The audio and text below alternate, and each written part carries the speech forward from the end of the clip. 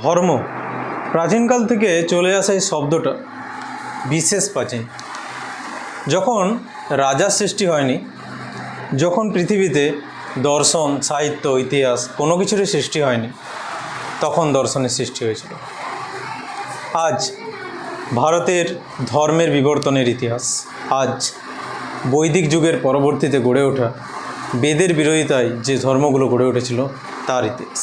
নমস্কার, ধর্মের সিরিজে আপনাদের স্বাগত জানাই। আমি সুমন মুখার্জি। আজ প্রতিবাদী আন্দোলন, আজ ধর্মের বিবর্তনের ইতিহাস। এর আগে কয়েকটা ভিডিও আছে, একটা বেসিক ভিডিও, একটা আছে সিন্ধু সভ্যতায় ধর্ম কেমন ছিল, হরপ্পা সভ্যতার ধর্ম। অন্যটা আছে বেদের যুগে আর্যরা যখন ভারতে আসে তাদের ধর্ম কেমন ছিল। আর্যরা শুধু ভারতেই আসেনি, আর্যরা ভারতে এসেছিল সংস্কৃত ভাষাকে সঙ্গে করে, আর্যরা ভারতে এসেছিল ঋগ্বেদকে সঙ্গে করে, আর্যরা ভারতে এসেছিল একটা সামাজিক কাঠামোকে বহন করে।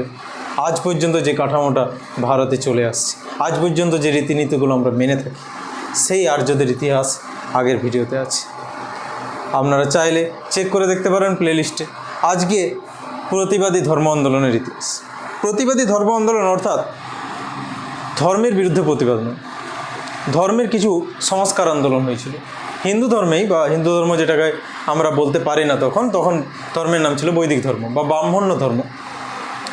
বৈদিক ধর্ম যখন বেদ কেন্দ্রিক থেকে শুরু করে ব্রাহ্মণ কেন্দ্রিক হয়ে ওঠে, ব্রাহ্মণরাই সর্বেসর্বা হয়ে ওঠে, সমাজ চারটা বর্ণে বিভক্ত হয় এবং বৈদিক যুগে যে চার বর্ণের চতুর্বর্ণ প্রথা কাজের উপর ভিত্তি করে হতো, পরবর্তী বৈদিক যুগে যখন ওই সামবেদ, যজুর্বেদ এবং অথর্ববেদগুলো লেখা হয়, তখন বর্ণ প্রথা কাজের ভিত্তিতে ছেড়ে জন্মের ভিত্তিতে বংশানুক্রমিক হতে থাকলো। ফলত এই সময় কী কী অসুবিধা দেখা দিল?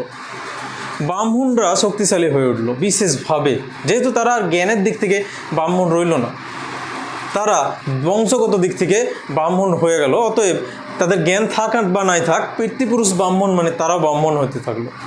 ফলে জ্ঞানের একটা অবলুপ্তি ঘটল এবং ব্রাহ্মণরা অতিরিক্ত লোভী, অতিরিক্ত ক্রোধযুক্ত এবং অতিরিক্ত ক্ষমতা চাহিদা, যে ক্ষমতার শক্তির চাহিদা তারা করতে লাগলো।